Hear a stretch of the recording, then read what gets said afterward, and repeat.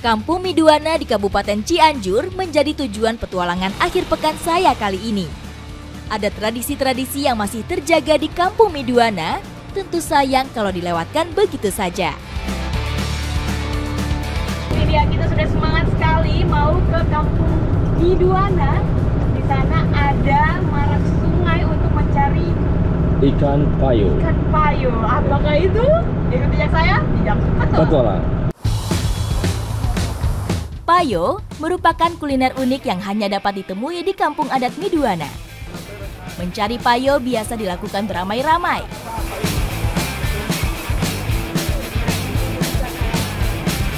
Sama-sama dulu,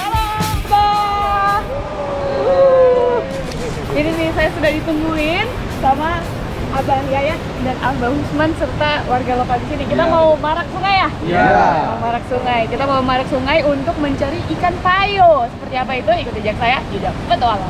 Siap nih, Abang? Siap. Let's go. Marak sungai ini dilakukan dengan cara membendung aliran air menggunakan bebatuan, tanah, dan tanaman. Nah, ini kita carinya juga di sini unik karena nanti ada yang satu itu bertugas untuk membuka batu tempat tinggalnya si payo ini. Terus saya pegang alat yang namanya sayur di sini, ini kayak jaring gitu. Jadi kita taruh di sela-sela batu supaya nanti semuanya masuk ke sini. Oke, ini udah bisa diangkat. 3. Woi, ini dia dapat banyak ini. Keberadaan payo mudah kita temui di aliran sungai yang masih terjaga keasliannya. Payo ini kalau kita lihat ukurannya tuh lebih besar dari kecebong pada umumnya. Terus dia tinggalnya itu di tempat arus deras seperti ini. Meskipun bentuknya menyerupai kecebong, jenis payo ini dapat tumbuh hingga seukuran jari. Nah, kita dapatnya tuh bermacam-macam ini, bukan hanya payo saja. Ini ada apa nih, Mang? Ada menga tuh. Ini menga ya? Ini ada 4 jenis ini, ada 4 jenis. Oh, ada 4 jenis. Ini ya, apa? Ini cingir putri. Cingir putri. Ya. Jadi ada menga, ada cingir putri, ada kekel, ada kekel, ada payo juga, nih. sama payo. Ya. Gitu deh. Sungai bebatuan yang merupakan habitat beragam hewan air membuat tangkapan warga menjadi bervariasi. Nah, saya sudah coba pakai sayur, sekarang saya mau coba bongkar rumahnya. Selain menggunakan alat bernama sayur, menangkap payo dapat menggunakan tangan kosong dan jaring kecil. Ada nih satu nih. Ini dia ikan payo. Nah, ini nih, kalau kita lihat nih, memang dia tuh sukanya tinggalnya di sela-sela batu seperti ini, dan kalau kita ini dia masih punya sisi di mana bisa nempel. Payo memiliki mulut hisap yang terletak pada bagian bawah tubuhnya, membuat payo dapat menempel di bebatuan.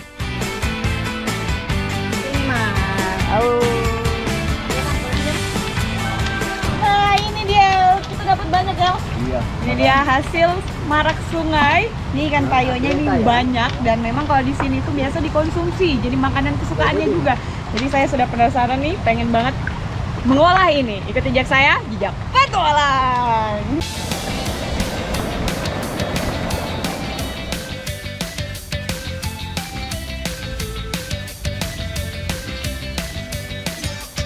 Payo menjadi salah satu kuliner favorit warga setempat karena dipercaya dapat menjadi rahasia awet muda.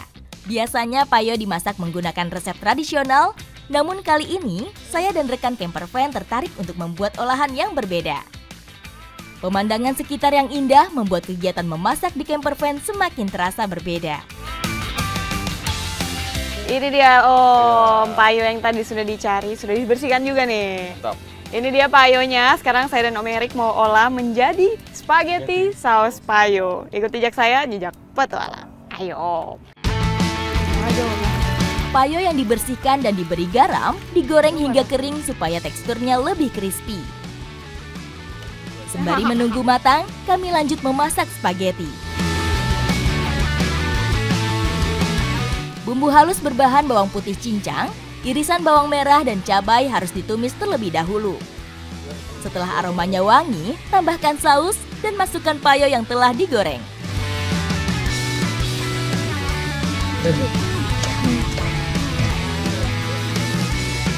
Hidangkan bersama spaghetti,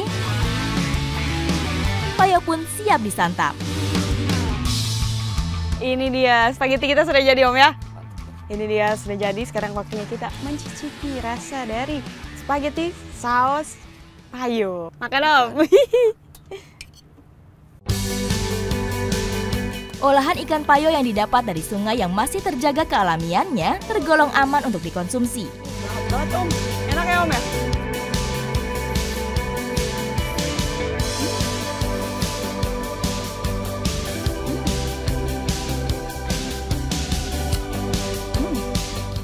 Enak.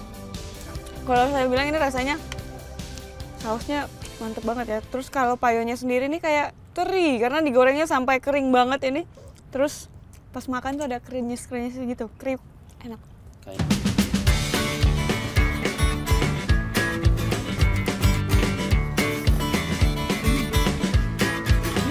Gimana Om rasanya Om? Ini rasanya Itali, rasa Sunda lah. Wih, Italian. Enak pisan,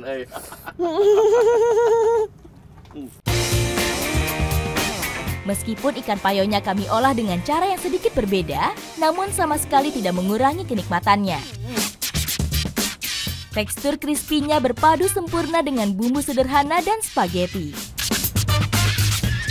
Seru sekali, kali ini saya sudah ikutan marak sungai untuk mencari ikan payo di kampung Miduana dan sekarang sudah diolah juga, ternyata rasanya nikmat. Ikuti jejak saya, jejak petualang.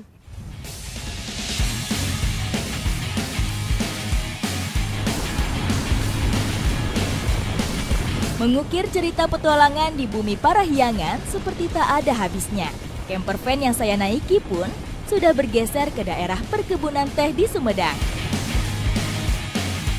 Berada di lereng Gunung Margawindu, daerah Cisoka merupakan penghasil teh unggulan dari Kabupaten Sumedang. Di Jawa Barat, khususnya untuk masyarakat Sunda, teh bukan hanya saja sebagai komoditas, tapi juga sudah tradisi. Ikuti jejak saya, jejak petualang.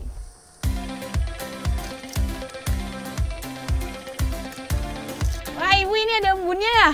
Iya. Wih, ini dia masih ada embun. Kalau pemetikan teh ini baiknya dilakukan pagi hari karena kelembabannya juga masih bagus. Terus juga masih sejuk, jadi yang metik gak kepanasan juga sebenarnya. Daun teh yang dipetik di pagi hari juga masih terjaga kebersihannya. Pemetikan kali ini bersifat selektif karena hanya 3 pucuk daun teratas saja yang kami petik. Daun pucuk tersebut merupakan bahan baku utama untuk membuat teh dengan kualitas premium. Wah, udah banyak nih. Sekarang waktunya kita ke tempat pengolahan yang tadi saya bilang digelang. Seperti apa itu? Saya juga sudah penasaran. Ayo Bu, let's go!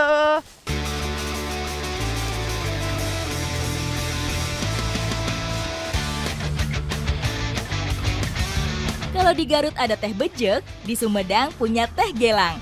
Namun sebelum digelang, daun-daun teh lebih dulu memasuki proses penyangraian hingga layu. Jadi yang tadi kita sudah petik di kebun, biasanya langsung dimasukkan ke tumbuk seperti ini di wajan, supaya ini nanti menjadi atau namanya prosesnya pelayuan. Hanya butuh waktu sekitar 10 menit saja, sampai daun teh menjadi layu di dalam wajan. Untuk menggelang ini sebenarnya fungsinya untuk mengeluarkan getah dari daun tehnya agar nanti menghasilkan kualitas teh yang paling bagus. Proses pembuatan teh gelang turun-temurun dilakukan secara tradisional. Tujuannya tak lain adalah untuk menjaga kualitas teh dengan rasa sepat di aftertaste-nya. Nah, ini udah halus, udah keriting semua. Teh yang udah digelang, ini waktunya kita untuk menjemur. Proses pengeringan daun teh gelang benar-benar hanya mengandalkan panas matahari.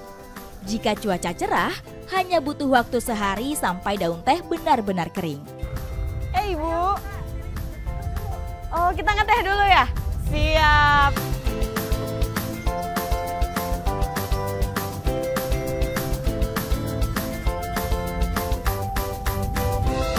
Saya bilang ini rasanya tuh beda banget. Kan kalau teh tuh ada yang mint, ada jasmine, ada yang lain-lain.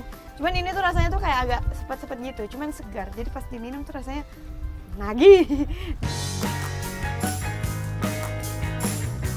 Dan ternyata teh gelang ini ada turunannya lagi nih, namanya teh fermentasi. Itu di daerah mana, Kang? Untuk lebih lanjut kita langsung ke sana, tepatnya di Desa Gunasari. Oke, kita langsung ke sana. Ikut jejak saya, jejak petualang.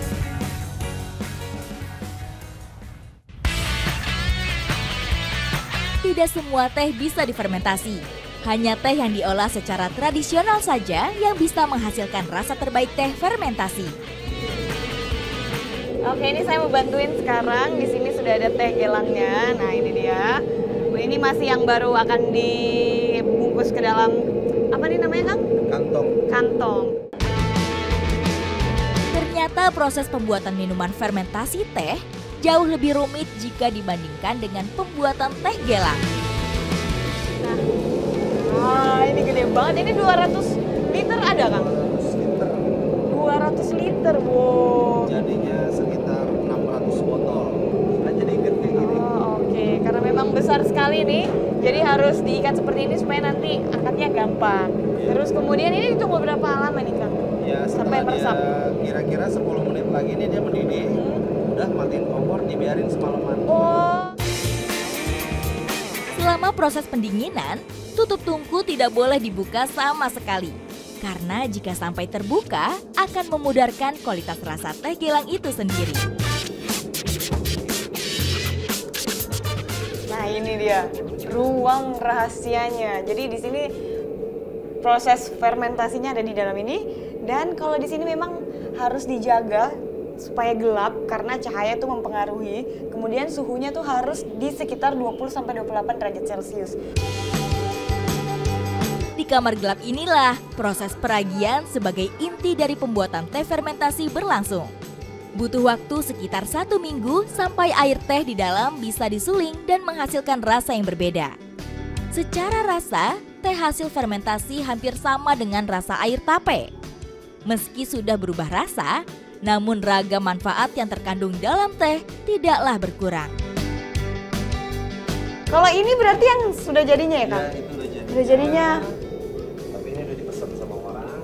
Yaudah, Kang, si Teteh tadi kemana ya, Kang? Teteh lagi ke dapur kayaknya. Ke dapur ya? Coba dipanggilin dulu ya. Boleh, Kang? Bentar, maaf. Oh iya, silakan, Kang.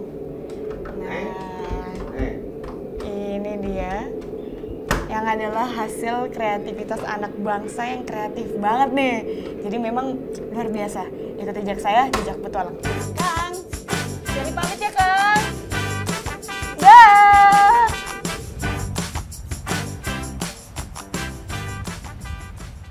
Dua dekade sudah jejak petualang mewarnai layar kaca pemirsa Indonesia. Sebagai pionir program adventure di televisi, jejak petualang setia menemani pemirsa menikmati keindahan alam dan kearifan budaya Nusantara. Hingga kini jejak petualang menjadi program dengan masa tayang terpanjang di Trans 7. Kami berharap program ini dapat terus menjadi tontonan yang mendidik dan menghibur untuk pemirsa Indonesia serta menjadi inspirasi bagi para petualang Nusantara.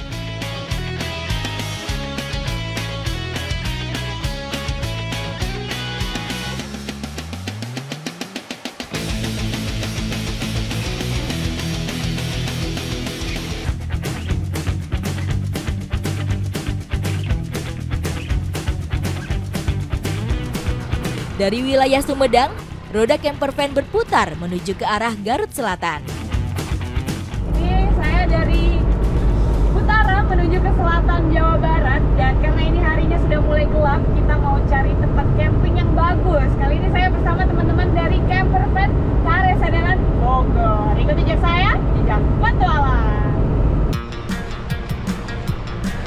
Menikmati pemandangan terasering di sepanjang sisi jalur perjalanan membuat kami lupa waktu. Tidak terasa perjalanan selama 2 jam telah kami tempuh. Nah, ini kita sudah sampai di lokasi camping kita. Bagus sekali, view-nya udah dapet. Itu ada laut di sana, terus di belakang sini pemandangannya bagus banget. Berkemah menggunakan camper van terasa sangat praktis dan menghemat waktu dalam membuka tenda.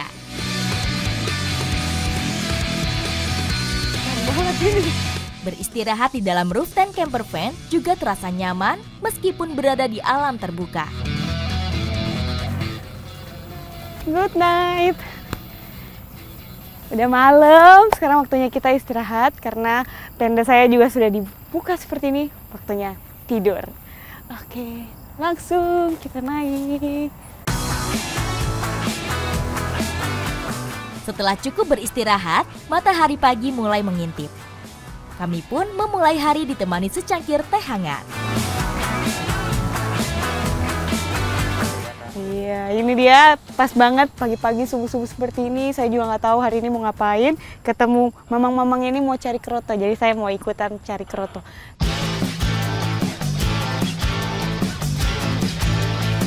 Masyarakat setempat biasa mencari kroto di perkebunan cengkeh yang terletak tidak jauh dari tempat kami berkemah. Mana tuh, Pak? Oh, masih kecil itu ya? Iya. Yang gede tuh. Oh, itu gede. Itu udah hitungannya gede itu tuh. Ya. Di sana kita sudah dapat nih. Itu yang kita mau Itu ambil udah rezeki sarangnya. kita kayak, itu Iya. mau dari Namanya rezeki. Jadi kita mau lihat-lihat yang lain lagi nih. Kayaknya banyak ya di sini ya, Pak? Oke, kita cek dulu. Let's go. Kroto dapat ditemui dengan mudah pada areal perkebunan seperti ini. Kutu daun pada tanaman cengkeh menarik semut merah untuk bersarang. Masyarakat di sini memiliki cara khusus untuk menghindari gigitan semut rangrang. Di sini ada ya, Pak? Nih. Mana tuh? Ada tuh gede. Wih, gede banget itu. Udah sampai nih. Itu dia, ada sarangnya. Tapi sebelum itu kita mau pasang atau pakai bedak dulu. Jadi bukan ketemu pasangan aja ya pakai bedak ya, Pak? Iya. Ketemu kroto juga kita pakai bedak. Nah, ini untuk sebenarnya supaya nanti pas kita ambil itu gak terlalu gatal ya kalau Iya, dikena gigitannya. Penggunaan bedak akan mengganggu sensor semut rangrang, sehingga tidak langsung menggigit ketika menempel di badan kita. Tidak hanya wajah, bagian tubuh lainnya juga diberi bedak. Let's go. Ayo, Pak. Yuk. Pakai apa? Ini dipasang ya? Kita pasang aja ininya.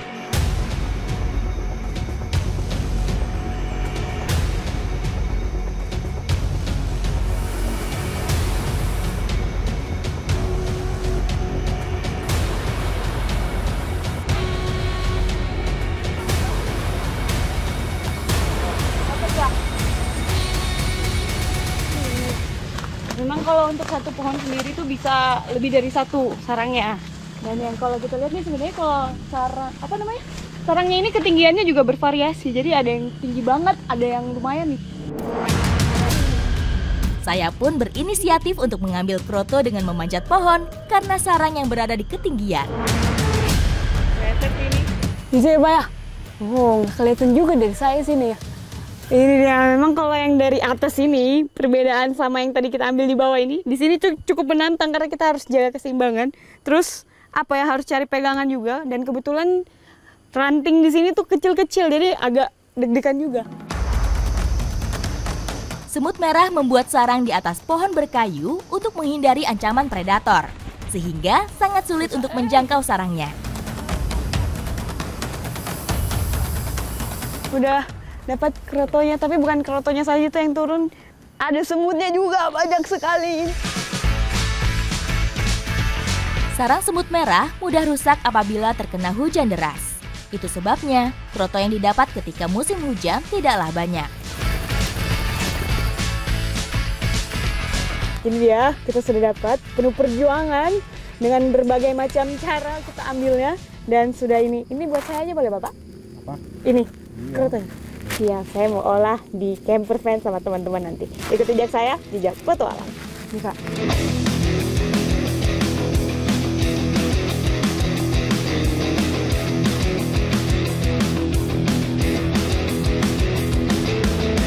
Pemanfaatan utama kroto biasanya untuk pakan burung kicau atau sebagai umpan memancing.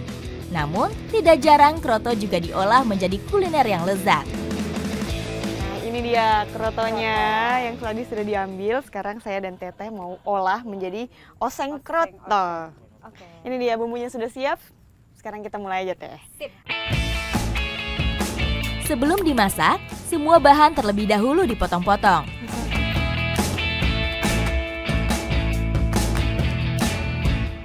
Tidak hanya mengandalkan bumbu sederhana, oseng kroto ini dilengkapi beberapa sayur lainnya. Teteh kemana-mana ya, Teh. Sudah semua bahan-bahannya ready. Sekarang kita waktunya bersihin krotonya. Pakai air panas ya, Teh ya? Oke, saya tuang ya. Kroto yang akan kami olah masih tercampur semut merah. Untuk memisahkan dan membersihkannya, cukup menggunakan air panas. Yang belum ya. Nah, ini bumbunya semuanya sudah mulai layu. Sekarang waktunya kita masukin menu utamanya yaitu kroto. Masukin semuanya aja ya, Teh. Iya.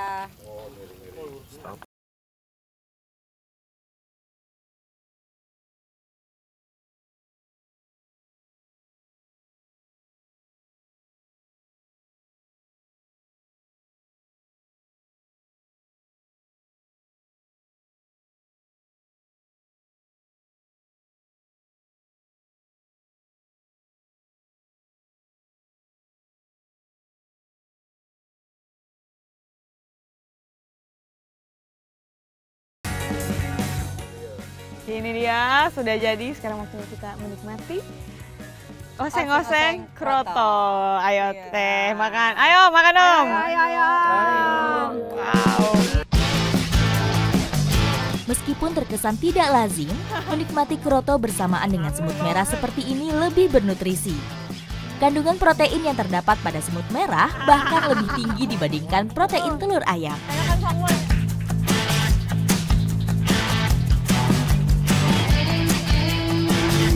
Rasanya tuh kayak kalau rasanya sendiri itu ada asemnya. Jadi kayak memang dia tuh menambah kesegaran kali ya.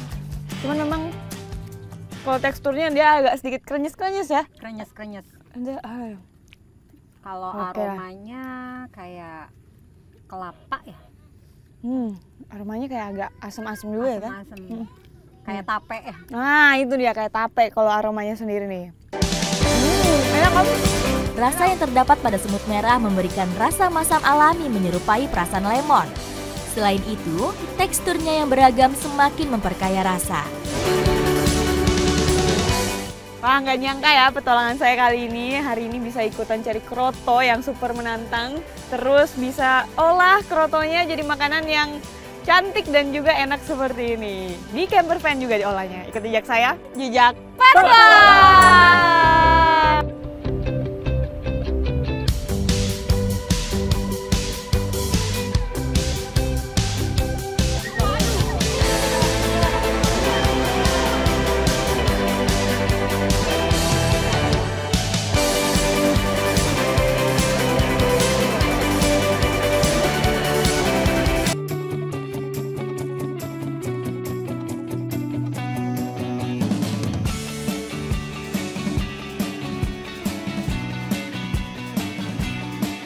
Kabupaten Tasikmalaya, tepatnya di Desa Cisayong, masih mempertahankan kerajinan khas Sunda sebagai identitas. Kalau ngomongin Jawa Barat itu punya banyak sekali kearifan lokal. Dan sekarang saya sudah di Tasikmalaya menuju ke Desa Cisayong untuk melihat salah satu kearifan lokal yang masih dimiliki di sana, yaitu kolecer. Ikuti jejak saya, jejak petualang.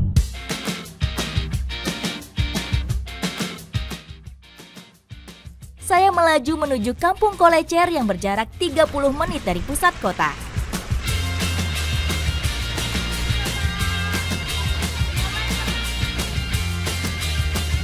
Memanfaatkan bambu yang melimpah, warga Cisayong tak perlu pusing mencari bahan baku untuk membuat kolecer. Ini dia bambu yang kita mau ambil, namanya bambu gombong ya. Bambu gombong ini salah satu bahan yang digunakan untuk pembuatan kolecer. Batang bambu yang tua tidak memiliki banyak kandungan air. sehingga lebih ringan dan cocok menjadi baling-baling.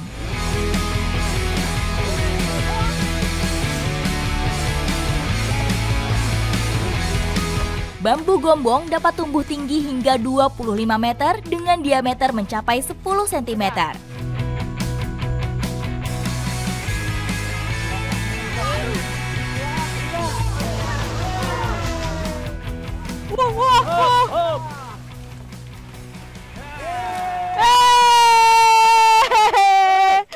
Akhirnya berhasil juga ini ambil satu bambu yang panjang banget ini. Oke, kita mau ambil yang mana nih, Bapak?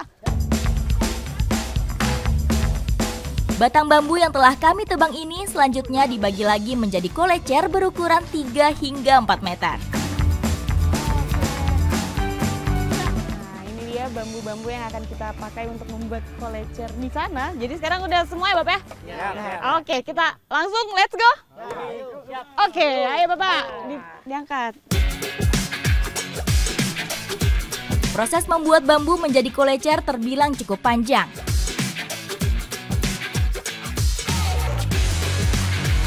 Bambu dibagi menjadi 2 potongan pipih sebagai bahan baling-baling. Nah, ini dia, sudah terbagi sesuai, ini besarannya juga sama ya. Kalau kalian lihat nih, besarannya juga sama. Kita mau lanjut lagi bersih-bersihin supaya ini bisa dibentuk jadi kolecer. Let's go! Ketika bambu sudah tipis, akan menjadi lebih ringan dan mudah bergerak saat tertiup angin.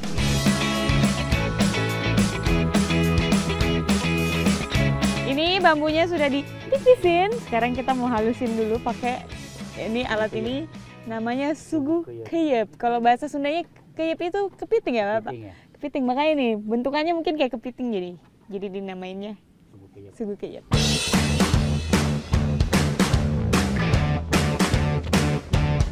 Jadi nanti baling-balingnya dimasukin ke sini, terus dia akan memutar sendiri dengan arah angin yang akan ditentukan sama bubuntut ini.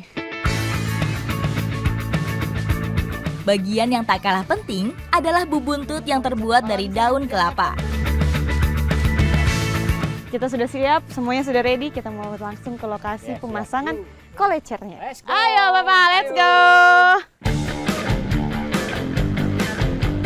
Kolecer besar seperti ini tidak dapat dipasang di sembarang lokasi. Harus berada di dataran tinggi karena sangat bergantung pada kekuatan hembusan angin. Kita sudah sampai di lokasi pemasangan kolecernya di sini. Udah dimasukin nih. Ini unik sekali ya, langsung dimasukin baru nanti diberdiriin ke sana. Memasang kolecer berukuran besar ini membutuhkan banyak tenaga. Karena itu, kami harus mendirikannya secara beramai-ramai. Nah, kolecer kita sudah terpasang dan kalau dulu di sini itu masyarakatnya menggunakan kolecer ini sebagai pengusir hewan pengganggu seperti burung, terus tikus biar nggak merusak sawah-sawah yang ada di sini. Selain untuk menakut-nakuti hama, kolecer juga berfungsi sebagai indikator cuaca. Ketika angin kencang bertiup, akan langsung terlihat dari putaran kolecer. Bapak, yes, kita berhasil. Bapak, ya. Ini dia kolecer yang adalah salah satu kearifan lokal yang dimiliki di sini dan masih bertahan sampai sekarang dan bahkan ini menjadi potensi wisata yang luar biasa buat desa ini. Ikuti jejak saya, jejak Patung.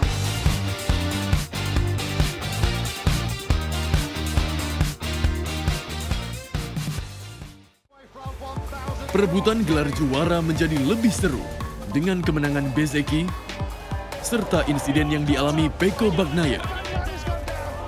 Apakah sirkuit Mugello akan menghadirkan perseteruan antara kedua rider tuan rumah ini? GP Italia Sprint Race Sabtu 10 Juni jam 7.45 malam. Feature Race Minggu 11 Juni jam 5 sore. Ini baru Trans 7.